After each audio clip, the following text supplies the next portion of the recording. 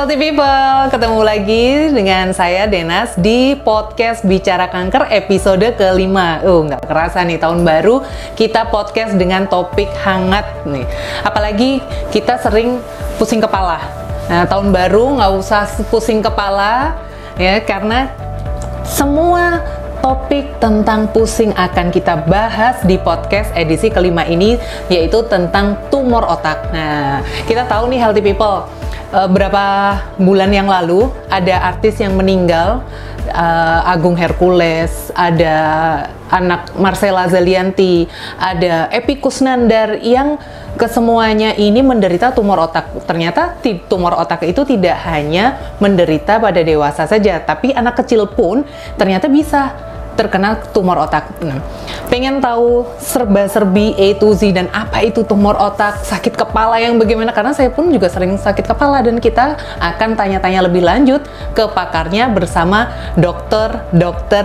Rahardian Indarto Susilo, spesialis bedah saraf konsultan pada hari ini. Selamat siang dokter. Siang. Apa kabar? Baik, terima kasih sudah di sini. Sehat. Iya. Jadi dokter, kita kali ini akan membahas santai tentang tumor otak nih dok. Kita kan sering pusing nih dok. Nah, pusing nggak punya duit, pusing akhir bulan. Nah, ternyata ini pusing, cuman minum obat pusing, nggak taunya ternyata tumor otak. Nah, definisi tumor otak ini apa sih dok sebenarnya dok? Oke, terima kasih ya kita bisa ngobrol di sini. Saya menyapa dulu Healthy People. Yes. Healthy People. Oke, jadi kalau kita bicara pusing itu sebabnya banyak. Ya, pusing banyak. Kapan sih kita harus curiga pusing itu berhubungan dengan sesuatu yang lebih serius? Bisa tumor, bisa kelainan yang lain. Kalau nomor satu, pusingnya itu progresif. Progresif itu artinya dia muncul terus-terusan dan makin berat.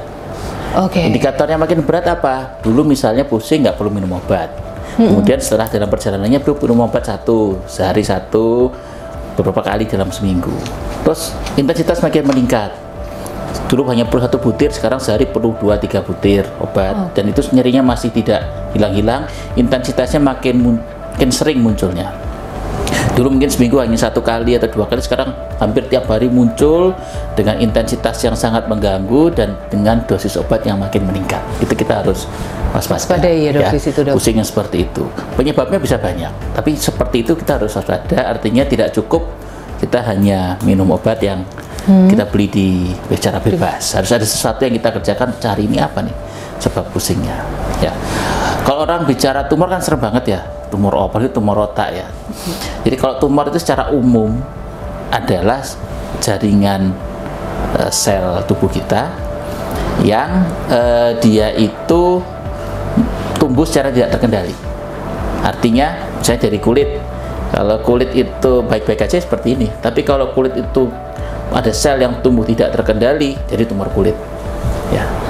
Kemudian yang kedua, yang kita harus ada pertumbuhan yang tidak terkendali tadi ada 2 sifatnya.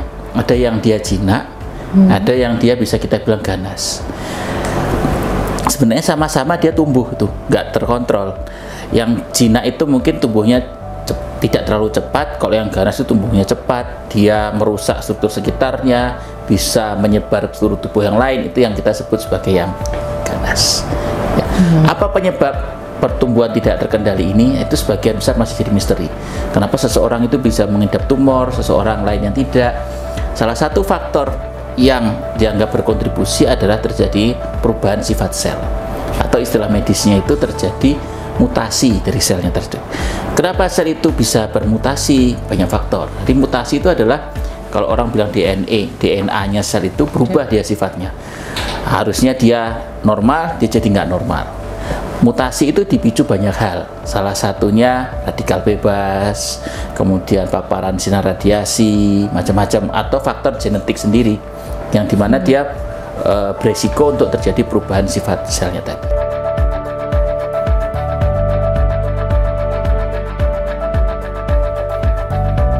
Oke, Healthy People, tadi kalian mungkin bingung nih, apa aja sih penyebab dari tumor otak yang diawali dengan waspada seringnya pusing kepala yang sudah dijelaskan oleh Dr. Rahardian. Nah, dokter, dari pusing kepala yang sudah disebutkan tadi, faktor risiko selain sering pusing kepala yang bisa menjadi penyebab untuk tumor otak ini apa aja sih, Dok? Faktor risiko yang bisa menjadi kita harus lebih waspada untuk risiko tumor otak. Nomor satu tadi ya, ada gejala dari gejalanya. Gejalanya salah satunya nyeri kepala yang progresif, menetap, jangka lawa intensitasnya makin tinggi, kemudian perlu pengobatan yang lebih tinggi obatnya, itu yang nomor satu. Hal kedua yang harus kita waspadai adalah kalau ada riwayat keluarga. Riwayat keluarga dengan tumor, kita harus hati-hati karena tumor itu bukan satu penyakit genetik yang 100% pasti diturunkan, enggak. Tapi pada kelompok yang ada riwayat keluarganya dengan risiko dengan riwayat tumor, risiko untuk terjadinya lebih besar dibandingkan yang tanpa riwayat. Yang ketiga, pada pasien yang punya tumor di tempat lain. Misalnya dia punya tumor payudara, dia punya tumor prostat, tumor paru yang sudah dalam pengobatan dan bersih, katakanlah sudah diambil tumor payudaranya, sudah clean, tapi selalu ada risiko apakah tumor itu sudah menyebar atau belum. Jadi itu yang harus diwaspadai, karena beberapa kasus kami dapatkan dengan tumor payudara sudah dioperasi, sudah dikemo, sudah diradiasi bagus, di bed tumornya payudara itu bersih, tidak ada, tapi ternyata tumor itu sudah sempat menyebar sampai ke otak. Ya, itu 3 kondisi yang kita harus waspada. Untuk gejala, ada satu lagi gejala yang cukup khas, di mana kita harus waspada apakah terjadi suatu kelainan di otak, yaitu pada pasien usia dewasa yang tiba-tiba kejang, yang nggak pernah kejang sebelumnya atau kejang. Nah, kejang itu apa? Kejang itu adalah suatu bangkitan listrik tidak normal di jaringan otak. Jadi istilahnya konslet, listriknya konslet. Kalau seumur hidup dia tidak pernah konslet, kemudian tiba-tiba dia konslet, nomor satu yang harus kita pastikan apakah tidak terjadi suatu perubahan struktural di otaknya. Entah itu apakah ada kelainan pembuluh darah, apakah ada tumor atau sesuatu yang lain.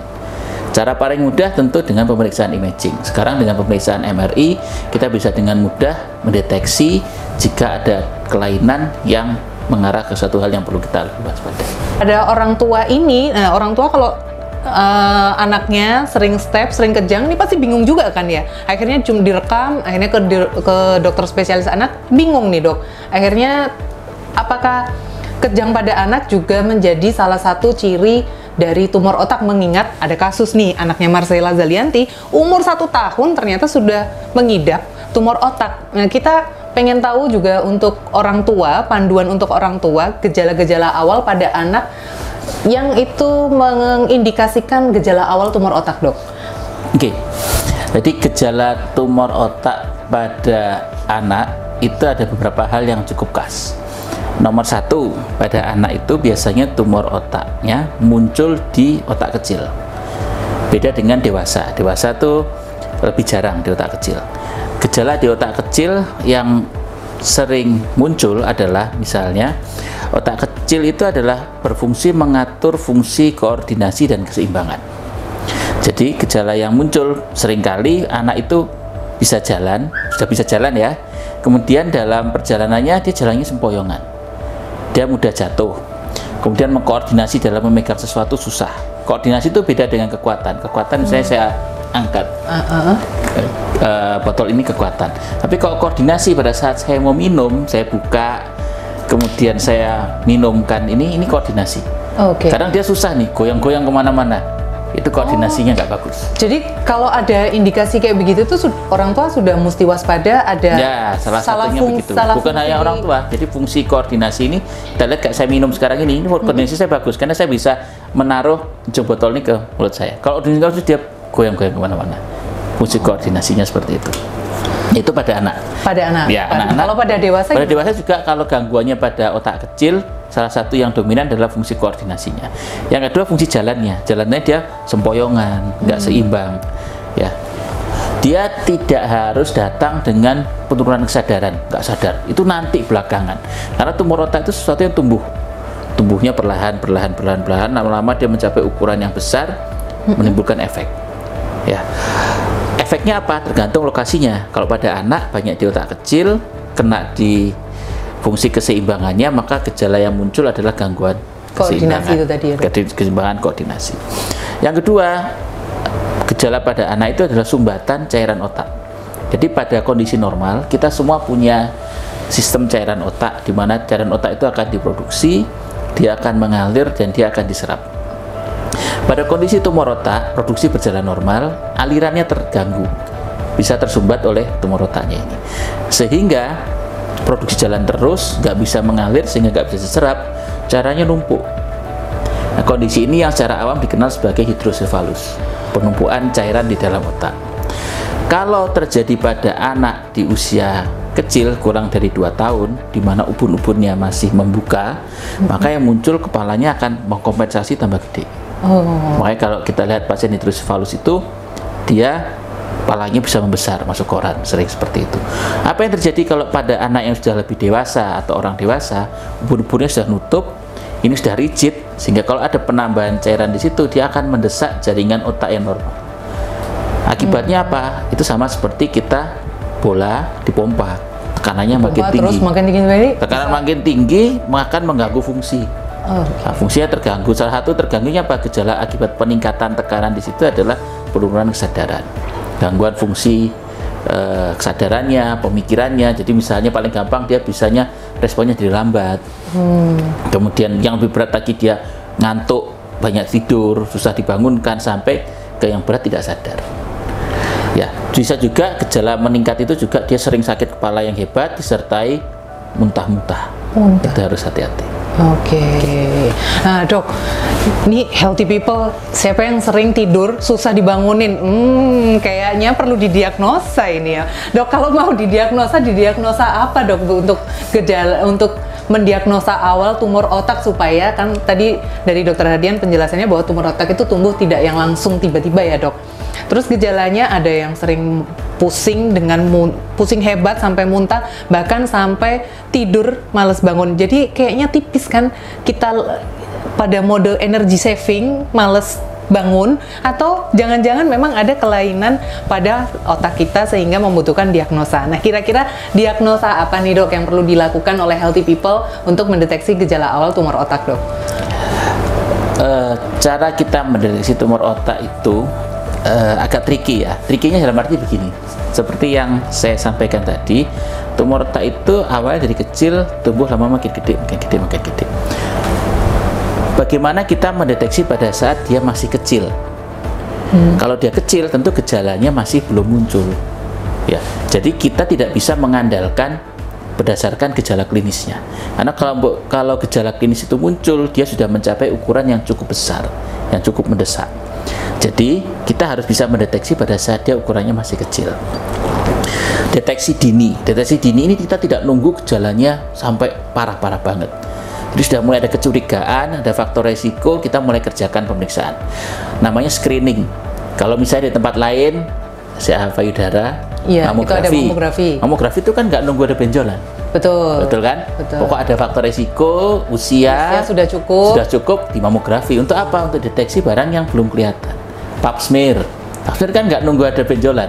Iya. Pada faktor resiko tertentu sudah ada resiko, maka dilakukan pap smear. Diharapkan apa? Hasilnya negatif. Jadi jangan kecewa kalau hasilnya negatif. Itu tujuannya. Ya, sama seperti pada tumor otak. Kalau kita dapat tadi gejala sakit kepala menetap, sebenarnya sudah muncul gejala kan. Betul. Tapi masih badan masih sehat, jalan masih oke. Screeningnya pakai apa? Sekarang yang paling sensitif adalah menggunakan MRI. Dengan MRI kita bisa lihat, oh nggak ada kelainan, paling nggak tumor nggak ada perdarahan, nggak ada stroke, sumbatan juga penting itu dipastikan, sehingga nanti kita bisa fokus ke pengobatannya. Ya, dan ini juga membuat orang tuh lebih tenang. Kenapa? Salah satu penyebab nyeri kepala tersering itu karena stres. Namanya tension headache. Tension itu tegang, headache sakit kepala. Tension headache itu seperti kepalanya kayak diikat. Karena faktor pemikiran, kerjaan, kok bisa pikiran mempengaruhi? Gampangnya begini, kita lihat sesuatu yang menakutkan, lihat ular deh di atas meja. Walaupun ularnya taruh di kotak kaca, kalau kita takut, jantung kita berdebar kencang kan?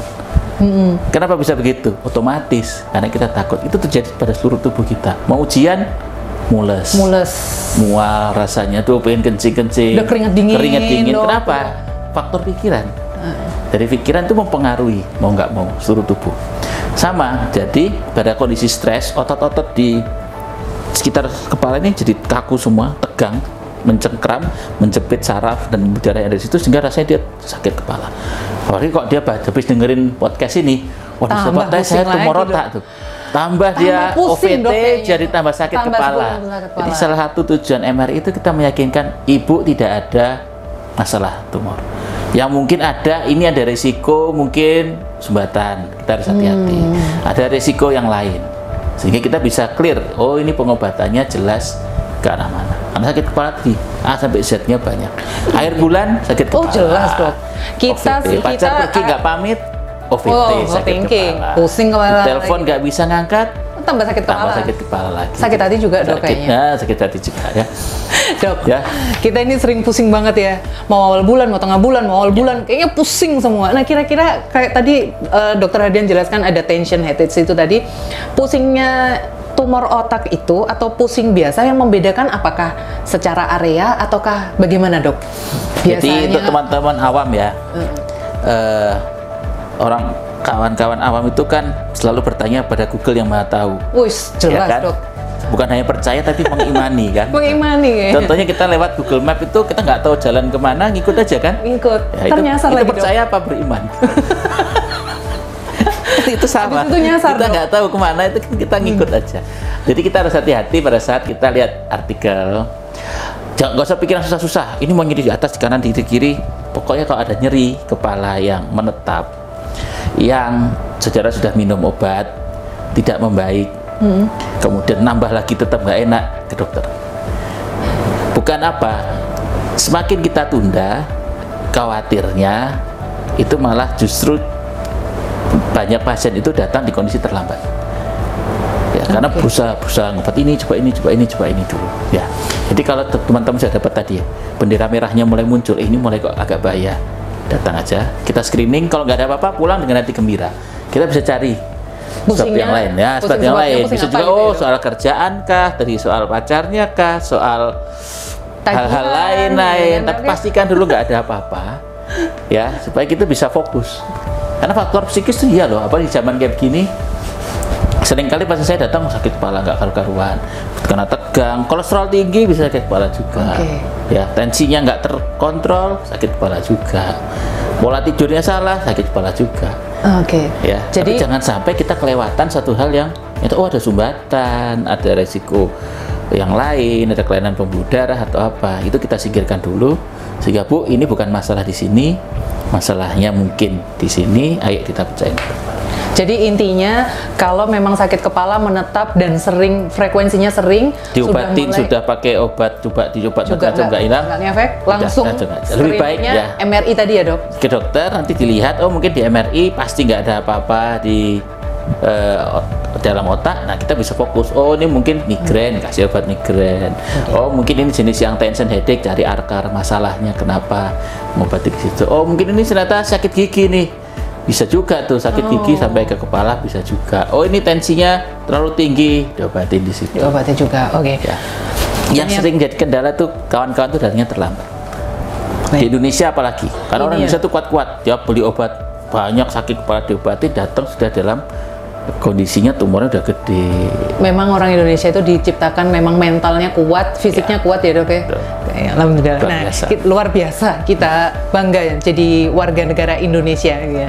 Dokter, ngelihat dari banyaknya kasus nih, mulai dari Agung Hercules, Epy Kusnandar tuh semua gendernya laki-laki, termasuk anaknya Marcella Zalianty, ini pun gendernya laki-laki. Nah, jadi penasaran nih dok, apa tumor otak ini memang pilih kasih ya dok?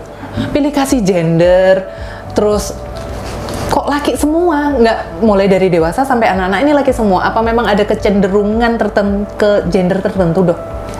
Oke, berita baiknya adalah sebenarnya tumor otak tidak lebih banyak pada laki-laki. Berita kurang enaknya, tumor otak itu jenis yang paling sering adalah meningioma sekarang dari selaput otak, itu lebih banyak pada perempuan. Oke.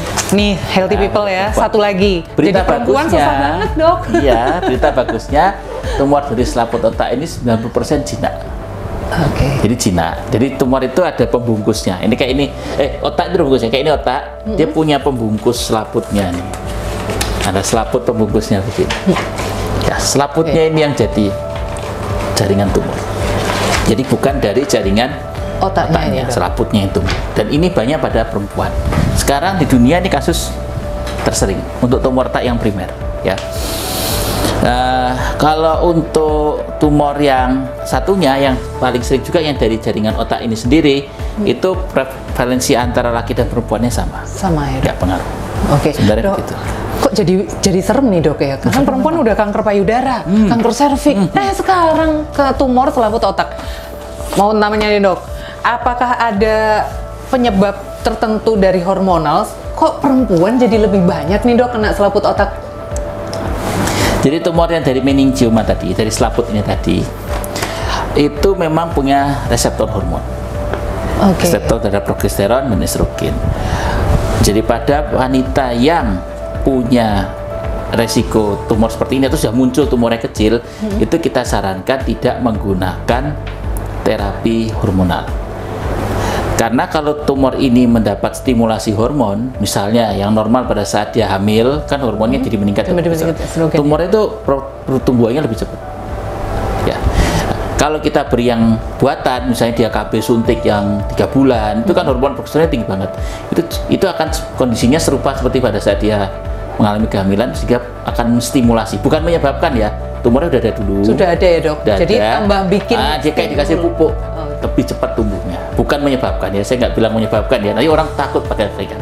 Ya, jadi kalau sudah ada itu tidak disarankan pakai KB hormon yang menyebabkan kadar hormonnya. Kadar hormon yang tinggi. Ya. Untungnya 90% Cina. Artinya dengan terapi yang pas, angka keberhasilannya sebenarnya tinggi. Oke, Dok. Ya. Kalau pada perempuan nih, Dok, dengan supaya tahu bahwa itu tadi ada tumor otaknya, berarti kan melalui screening tadi ya, Dok ya?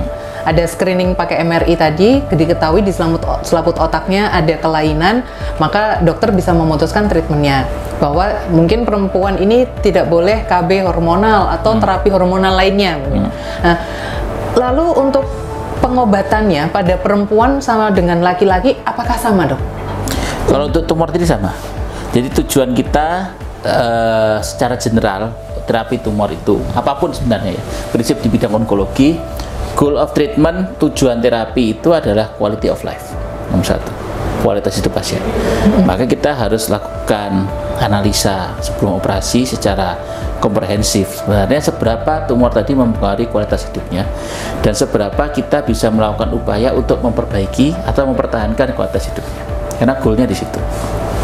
Sebagai contoh, kalau tumor tadi mengenai saraf mata, misalnya menekan saraf mata, kita perlu lakukan pemeriksaan sebelum operasi seberapa saraf matanya itu terganggu.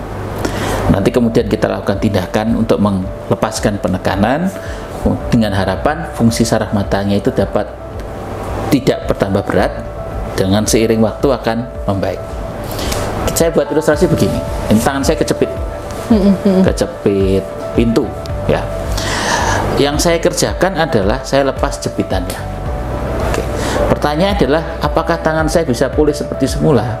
Nah, bisa itu tergantung dua hal, seberapa keras jepitannya dan berapa lama dia kejepit.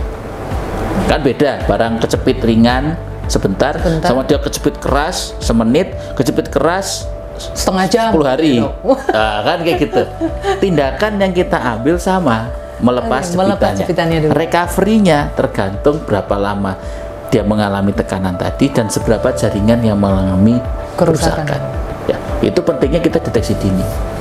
Dan deteksi dini, misalnya ada tumor menekan saraf mata, kalau menekannya belum berat-berat amat, gangguannya masih ringan, tentu angka keberhasilannya lebih tinggi daripada misalnya dia udah sampai buta baru dilakukan operasi. Operasinya sama persis, tapi outcome-nya bisa beda. Melepaskan jepitannya sama persis, tapi yang tadi yang sudah sampai rusak nggak bisa bergerak dibandingkan yang hanya kesemutan aja, itu recovery-nya beda. Nah, healthy people kayaknya makin seru nih ya kita bahas tumor otak, apalagi ada info baru untuk para perempuan nih bahwa penyakit tumor selaput otak ini ternyata mengintai juga di perempuan gitu kan ya. Nah, kita akan sambung lagi di episode podcast berikutnya. Kali ini kita akan bahas lebih lanjut bagaimana penanganan lebih lanjut pada tumor otak, mulai dari pengobatan utama maupun pengobatan tambahan dengan lebih detail bersama Dr. Hardian. Jangan lupa saksikan terus podcast Bicara Kanker di Adi Husada Cancer Center. Sampai jumpa!